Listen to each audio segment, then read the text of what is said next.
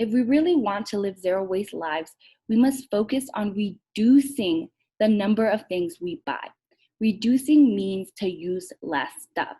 So let's talk about something that many of us use every day, and that is our cell phones.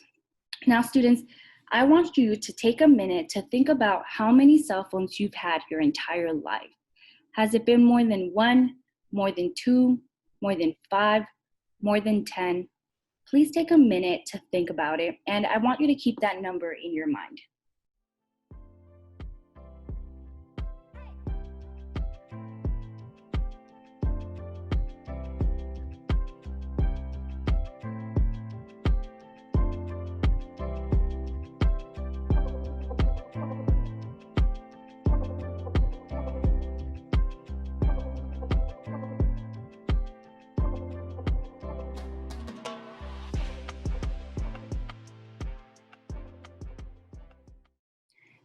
Now, students, I've had 6 cell phones.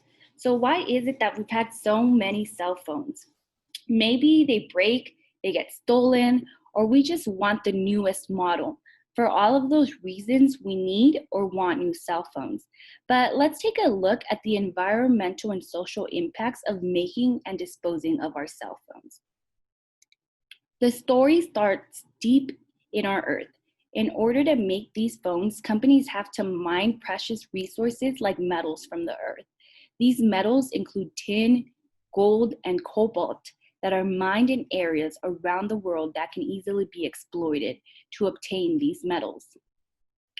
The demand for these resources at a cheap rate so that companies can make high profits drives unfair labor practices, like using child labor in marginalized communities around the globe.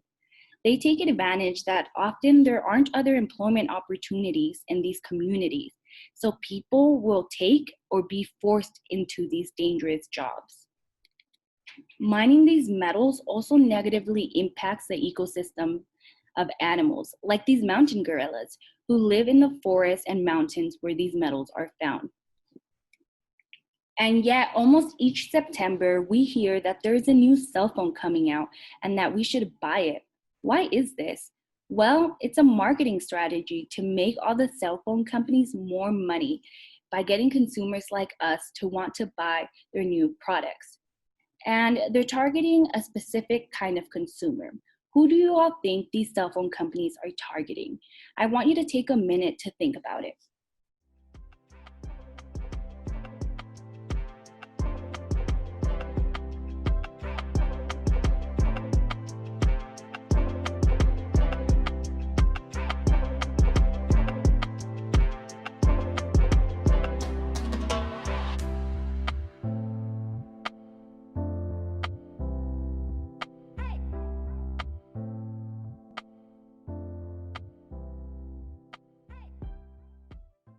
Ideally, these cell phone companies would like it if all of us went out and bought a new cell phone, but they are targeting a specific kind of consumer, and that is young people like all of you. Generation Z is going to outnumber my millennial generation. And these companies are taking advantage that this is a very social group, meaning that your generation is very connected to their phones and devices, as you already make the largest media audience. So yeah, they want you to want the newest phone because this age group has a lot of purchasing power. But there's something else at play here, and it's called planned obsolescence. Planned obsolescence is when companies design their products to intentionally break or become unfashionable or outdated and otherwise obsolete, so that human beings constantly want the latest and greatest products, like our cell phones. Planned obsolescence also occurs when you cannot continue to use a device that isn't broken. Some companies have even admitted to slowing down older phones with software updates that had a negative effect on the performance of the phones. And these companies got sued because a lot of people believed that they had to buy newer, pricier phones instead of doing something simple like replacing the battery. And on this screen, students, we only go up to the iPhone 7 Plus when we are already far beyond that. We can't even fit the newest iPhones on this screen because there's just so many. Because of planned obsolescence, many of us have had up to more than 10 cell phones in our entire life. In the United States, 426,000 cell phones go to the landfill every day. That's 150 million cell phones traveling to the landfill each year.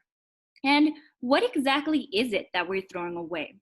Let's just imagine our phones, or look at the one on the screen. What are three materials that we think make up our cell phones? Well, one that comes to mind is plastic, right? Maybe we can't see plastic here, but on the inside, or maybe this black material here on this phone might be made out of plastic. And what natural resource do we use to make plastic?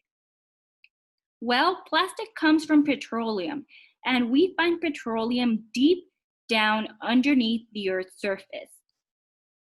What's another material that we can see that makes up our cell phone? Maybe the screen, maybe this glass part. And what natural resource do we use to make glass? Well, glass comes from sand or silica, and we can find sand on beaches and deserts. Now, what is the third material that we can see that makes up our cell phone? Just looking on the one here on screen, I can see the metal casing around it, which looks like it's made out of some type of metal. And what natural resource do we use to make metal? Well, metal are mined from rocks and the Earth's crust. Now, to extract all of these raw materials and turn them into a cell phone wastes a lot of energy.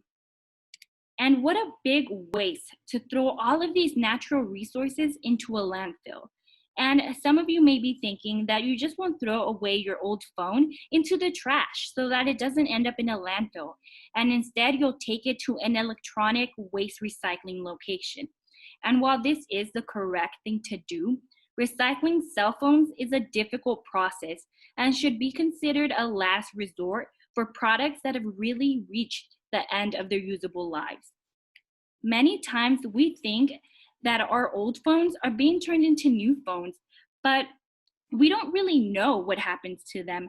Often these old phones and devices are shipped to other developing nations to deal with our electronic waste.